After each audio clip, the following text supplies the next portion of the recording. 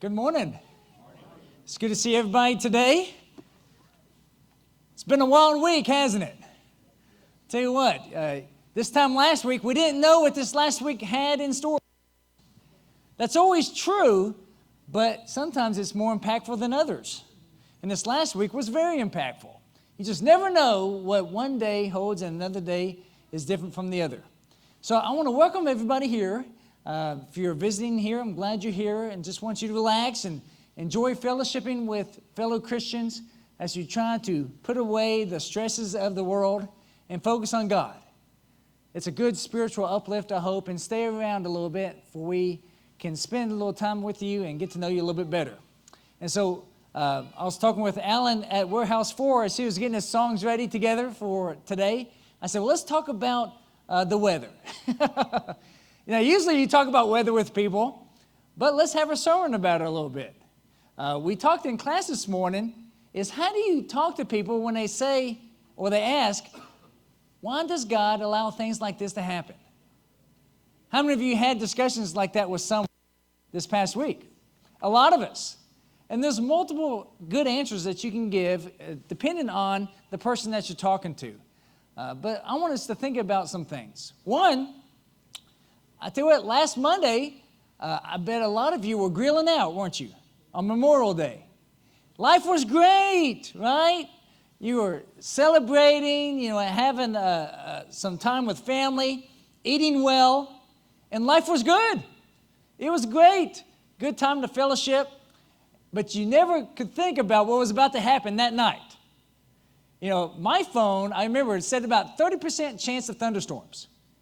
So to me, that's nothing, right? 30% chance. I think they do that every night just in case, all right? And so, no problem whatsoever, not an issue. And so, a lot of times good things are happening in our life, whether it be your health, friends are doing good, wealth, hey, I'm doing okay. I'm not worried about where the food's coming from tomorrow. And life can be so good. How long does it take for everything to change? A moment, right? A moment. Remember, think about a time in your life when things were going pretty good and then everything changed in a moment. Do you have a moment in your mind or a couple? Maybe it's a dear one that passed away. Maybe it was an accident. Maybe it was bad news about your job. It only takes a moment to change your whole world, doesn't it? It's amazing. You can go from the party right there, everything's going great. Yes, put the extra hamburgers in the refrigerator, we're doing well. And then, the refrigerator has no power. We have a new skylight. The roof is gone, like Alan was talking about. And being with people this past week that many of you have been helping out, their lives were changed dramatically. Even this time last week, they had no idea what was going to happen. It only takes a moment. Psalm 75 verse 1 says, we give thanks to you, O God. We give thanks. For your name is near. Men declare your wondrous works.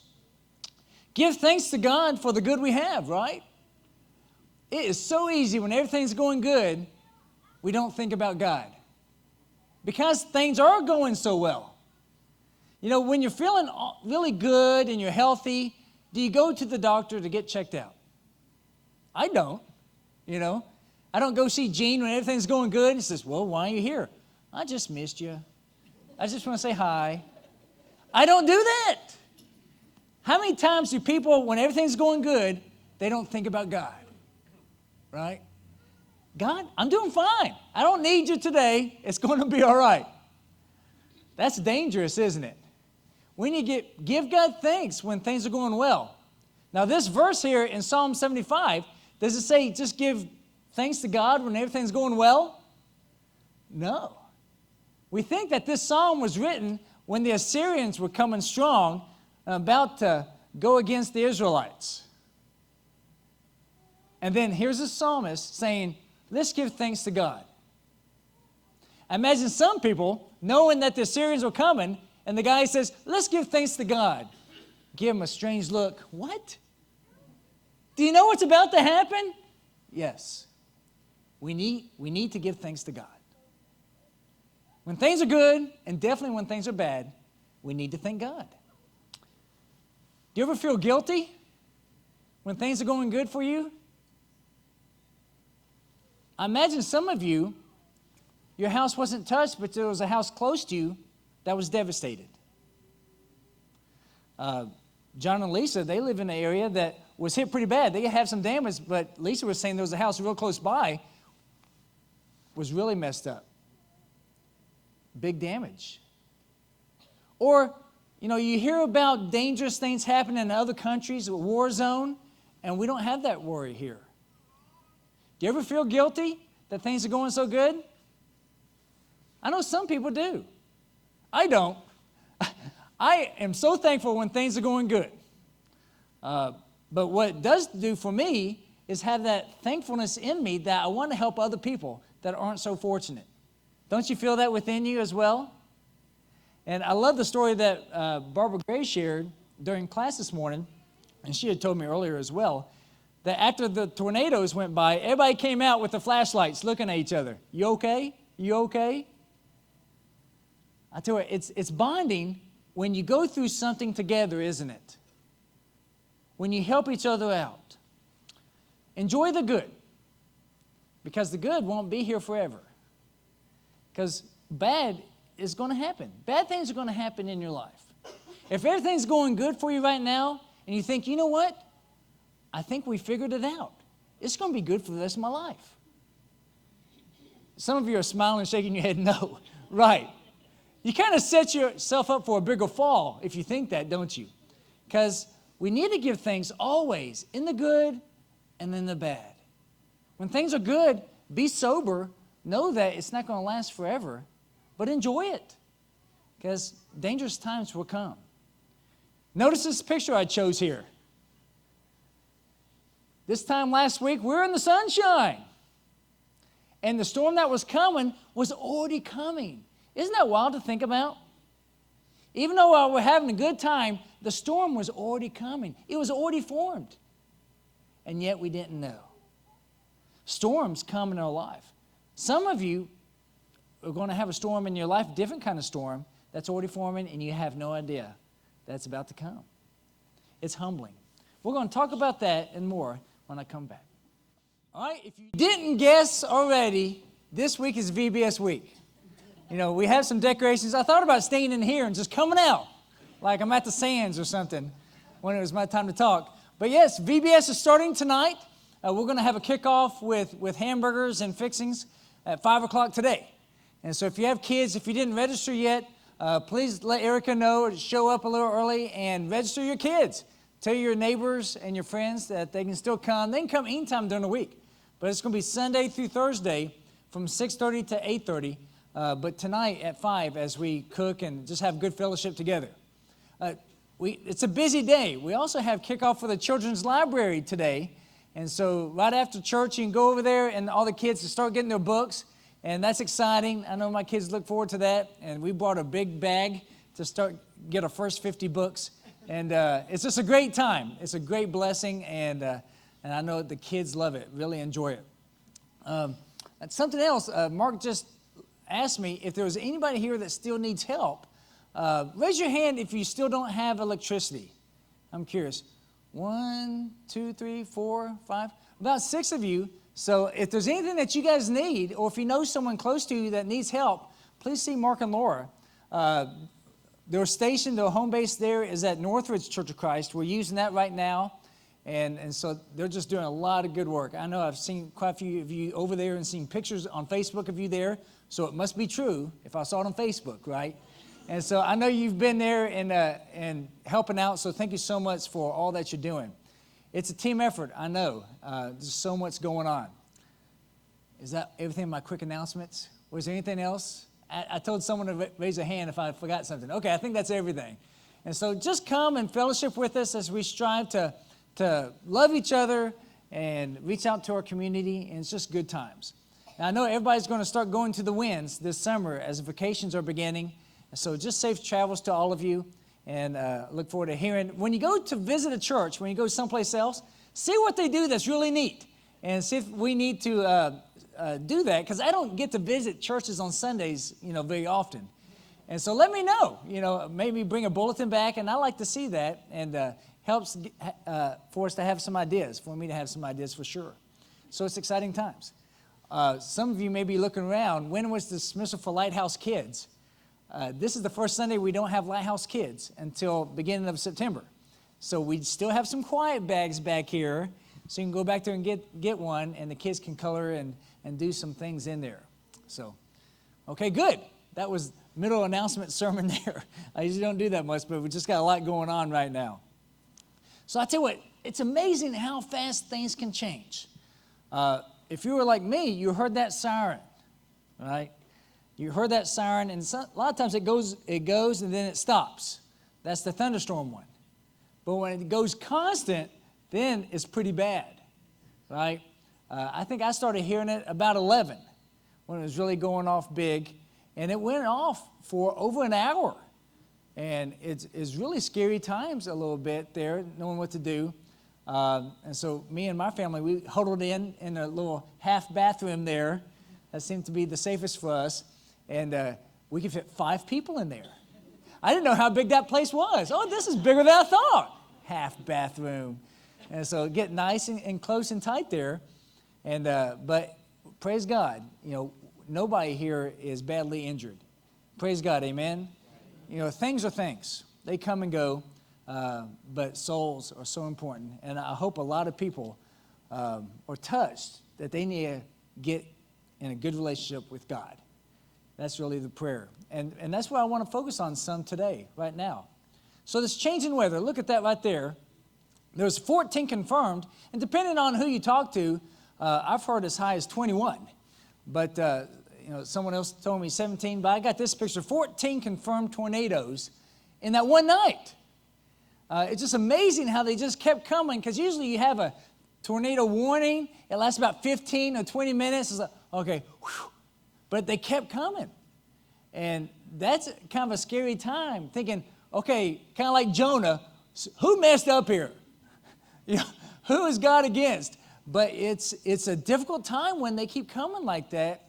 And it really makes you put things in perspective, right? Really makes you put things in perspective. And how quick sounds of laughter can change to crying. It only takes a moment for your whole world to turn upside down. And what was so important 5 hours earlier means nothing, right? What seems, it's so important. We have so many plans Tuesday, what we're going to do. And then that completely goes out the window. And your concern becomes life, your friends, your family. And I think we should hold on to that feeling. Not the scariness, but what we were thinking about, what was most important to us. Take advantage of these times. Ecclesiastes 9:12 says, moreover, man does not know his time, like fish caught in a treacherous net and birds trapped in a snare. So the sons of men are ensnared at an evil time when it suddenly falls on them. Who knows when their last day is going to happen? Who knows when an accident is about to be right around the corner? None of us do. Just like the fish and the birds. They don't know when they're about to be caught. They're just whistling around, having a good time, and then it's over. And so much it is true for us, isn't it? Not a care in the world, and then the end is there. No one knows. God said this, that no one knows when he's going to come back. And of course, no one knows the weather. Sometimes if you want a good laugh, just watch the weathermen and just see what they're going to say. It's great to have a job you can be wrong so often and still show up every day. And people listen to you. That's the funniest part. But these guys, it's scary. And who knows what evil is lurking around the corner? It's sad to see what's happening nowadays. Whether it be someone in an act of violence, another one that we heard about recently, no one can predict those things. And so it makes you think about your relationships, about what's most important, about being with people. I've unfortunately I have to be with people at difficult times, as they go pass to the next life, and it's a blessing to help them. But you know what? Not one time has someone said, you know what? I wish I would have worked a little bit more. I wish I had a newer car as I'm about to pass on to the next life. No one has said that. They always say, I wish I would have loved a little bit more.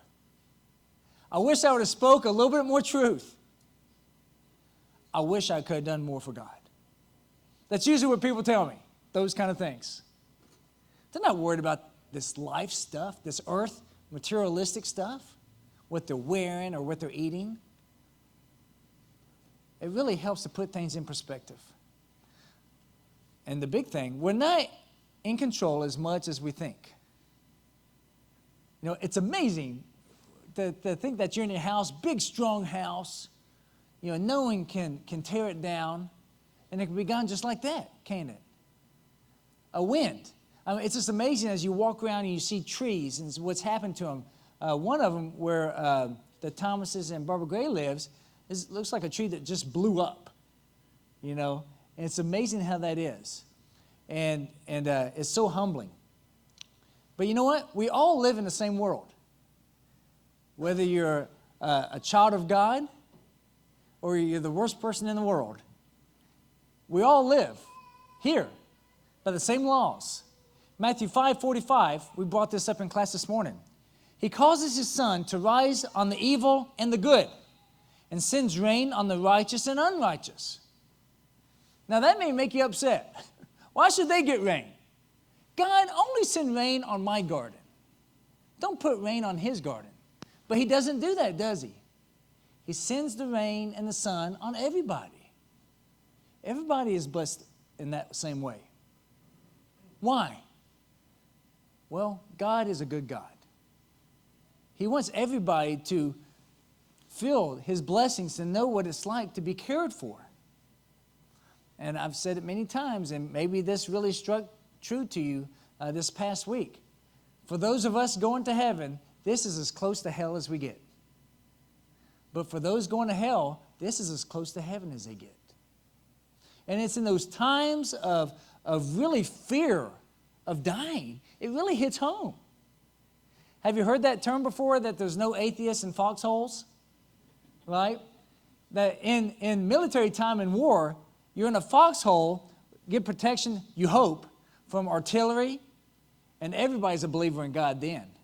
Everybody's praying. Everybody's thinking about the end of life because it's right in front of them. I imagine that was happening a lot this past Monday night. Romans 8:20, verse 22. In class, we started back in verse 18, but read this passage, it's beautiful. For the creation was subjected to futility, not willingly, but because of him who subjected it, and hoped that the creation itself also will be set free from its slavery to corruption into the freedom of the glory of the children of God. For we know that the whole creation groans and suffers the pains of childbirth together until now. Not that it ended when Paul wrote this, but it's continuing on. Why is the creation in this struggle? I believe in that Garden of Eden, it was just such good times. They didn't know they were naked, okay? They didn't ever know tornadoes, hurricanes, earthquakes. It didn't rain until Noah. So thunderstorms, you would have to draw a picture for them. Well, this is kind of rain. Let me see how to explain this. They knew nothing of that. It was a perfect utopia, life with God. And that's how God made it. God made it perfect. But you know what? They broke it. It's a broken world that we live in today. It's not the design that he had. He made us to live in perfect harmony with his creation, us with God, spiritually, emotionally, perfect harmony with the creation. So we are also all cursed with thorns and natural disasters now. Because of the broken world, I have to weed my garden every once in a while. These natural disasters happen. So people will ask you, why do these awful events happen? Now you could ask, why is it bad? That gets deeper quick, right? Because what's good? Only God is good. What's God's long-term goal for us? To get close to Him, to get to heaven. Sometimes bad things can happen to us that are great blessings to us, aren't they? They can help us right our path to do the things that we should do. When we're shaken up and say, wait, this isn't so important, but God is.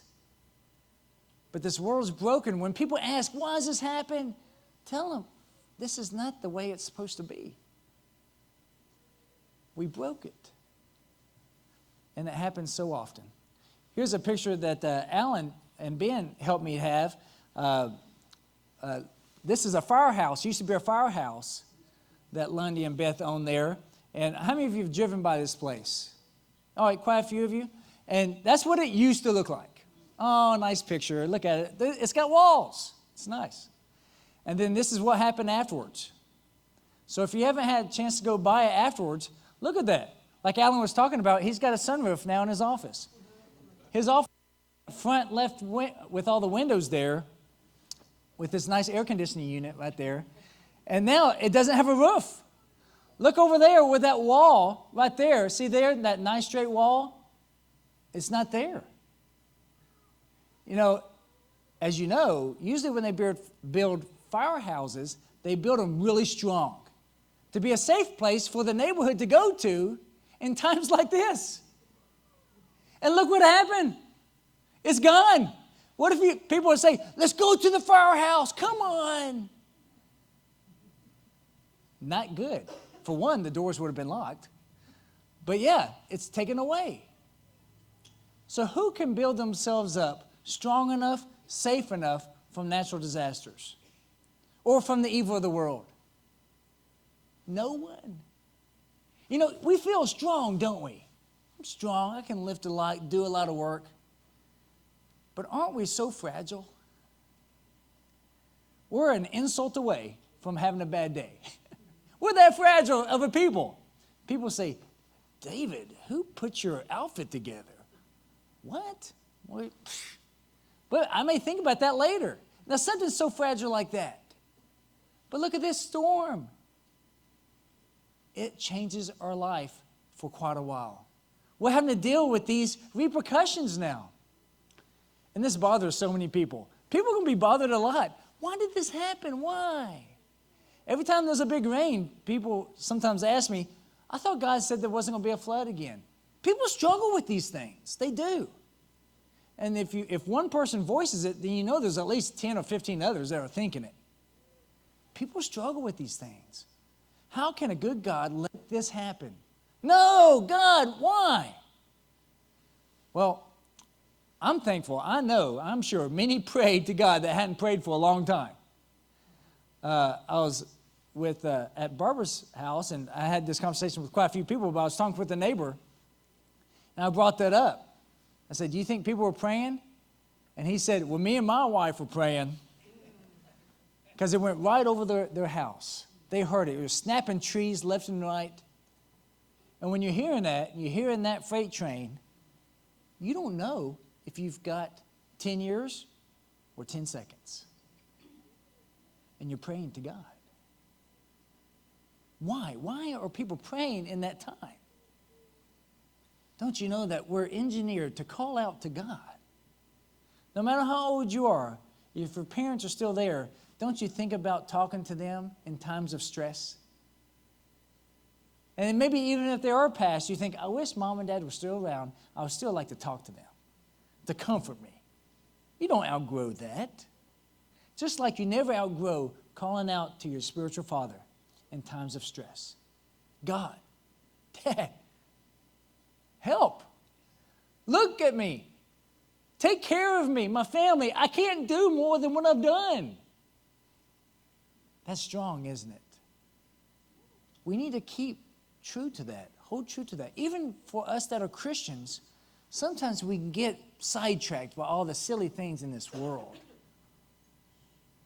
Let's let this sobering thought hold us true to our true belief in God and what we need to do. And so we're different, aren't we? We're supposed to be different. Look at this passage in Matthew 5, starting verse 43. We read verse 45, but let's get a little bit of context there. This is Jesus speaking here on the Sermon on the Mount. You have heard that it was said, you shall love your neighbor and hate your enemy. But I say to you, love your enemies and pray for those who persecute you, so that you may be sons of your Father who is in heaven. For he causes his sun to rise on the evil and the good, and sends rain on the righteous and unrighteous. For if you love those who love you, what reward do you have? Do not even the tax collectors do the same? If you greet only your brothers, what more are you doing than others? Do not even the Gentiles do the same? Therefore, you are to be perfect as your heavenly Father is perfect. Just like the sun shines on the good and the bad, and it rains on the good and the bad, these natural disasters happen on the good and the bad. Now, I'll tell you, I've been impressed with the volunteers. And I've heard from Mark and Laura, too, that they've been impressed how many local people have come out. Usually they have people coming from different states, and that's happening as well. But haven't you said that this is like what the most local help that you've had? That's something, isn't it? So many local people. That's commendable to our society. Why is that? Well, I think we have a lot of people that are closer to God than we realize. And there's a lot of churches here that are bonding together to help. That comes from within, doesn't it? That God puts it inside of us to once you take care of yourself and put that airplane mask over yourself, then you look to help somebody else. Okay, you're okay, good. Now help somebody. God's saying, don't you know I'll let it rain on everybody because I want good for everybody? I want everybody to come to me and know me as a blesser. And just have a taste of how good I am so they can really find out how good I can be to them if they come to me spiritually. Now, DRT, just doing a great work. Two things that really bring out to me that help those in need. That's obvious. But that second aspect, enable others to help others, is a great blessing. For those that help, you say, oh, thank you for helping. They're like, it's a blessing to me to help, right? Because that's how God made us. He wants us to help others. And it's so wonderful to have DRT and these other organizations to help people to get more in touch with God, the way that we're made to be. And even in this natural disaster, God is glorified. Like God blesses all with rain, we are to bless all with love. That's our rain. We can't make it rain, but we can make love happen all around us. And what makes us different, where the world's just going to love those people that love them, which that's the world, we're going to love all people and care for them. And that's true. We're going to take care of our own first, which I think is right. But then once we've taken care of our own, we're going to branch out and bless others. What a blessing to be a blessing. God knows this. We know this. And we want the world to know this. Even those people that don't deserve it. I imagine the people that come asking for help. There was a registration form. I don't remember seeing on that registration form, do you deserve help today? Have you sinned lately? No. They help. And then hopefully that gets us in the door to talk to them about what's most important. A relationship with God. Get asked quite a bit, why are you doing this? And it's wonderful to tell them, God is so good, He cares for you. That's why. Now, we can give a lot of answers, but it really goes down to that, doesn't it? God cares for you. And He's showing it through me here. I'm just a conduit from God to let you know that He hasn't forgotten you. If you're praying in that closet saying, God, why is this happening? Well, here's God here now. I haven't forgotten you. I'm here. Are you going to answer? Are you going to come to me? And so I want us to think about now, another storm that's going to happen at some point. A thief in the night. As quick as everything changed Monday night, and what a blessing, only one person that we know of died during that storm, there's going to be a bigger moment that's going to be a much bigger difference. Weather changed abruptly. Yes, that happens. But this is going to happen on a scale for the whole world one day. I believe it. It's going to happen. 1 Thessalonians chapter 5, starting verse 2. For you yourselves know full well that the day of the Lord will come just like a thief in the night. While they're saying peace and safety, we're okay. Then destruction will come upon them suddenly like labor pains upon a woman with a child, and they were not escaped. But you, brethren, are not in darkness, that the day would overtake you like a thief, for you are all sons of light and sons of day. We are not of night nor of darkness. So then let us not sleep as others do, but let us be alert and sober. Let us not go through life thinking, this is it. This life is all that there is. We're living the dream. But we know it's not true. There's going to come a time that this great big cookout that we're living is going to turn into a storm. Now, we had a great blessing this past Monday night. People were going to pray to God, survive that storm, and still come to God later. This next one isn't going to be like that. This next one is going to be the end. You know, people joke, oh, this is going to be the big one. It's the big one. Well, this is the big one that's coming. It will come with no warning. Even Jesus doesn't know the time when he's coming back. Only the Father. And so let this small tragedy be your warning. What you thought then, and say, you know what? Even as Christians, we get distracted. Let that be your warning to do what's right for God. Live for God, not for yourself. Say what you need to say to your friends and your neighbors, your loved ones, before it's too late. Because one day, for all of us, it's going to be too late to say anything to anybody, whether by your own death or by the coming of the Lord. Like a thief in the night, he's going to come. So we are the awake. For those of us that are Christians, we understand. We're woke, right? But there's many people that are not. They're asleep. They're drunk. They don't understand what's going on. And they're going to be in an eternal storm if they don't come to Christ. Now, it's up to them, isn't it? But we need to give that invitation out as much as we can, as often as we can, as sincerely as we can. Come and be saved from the storm. There is a storm shelter, but that's only in Jesus. Amen? Only in Jesus can you be saved from the storm that's coming. And it's only through baptism, getting into the water and tying yourself with his great salvation, redemption, power of the blood. And we'll be saved like he was at the rolling away of the stone. Please come forward if you need the prayers of the church as Alan sings us a song.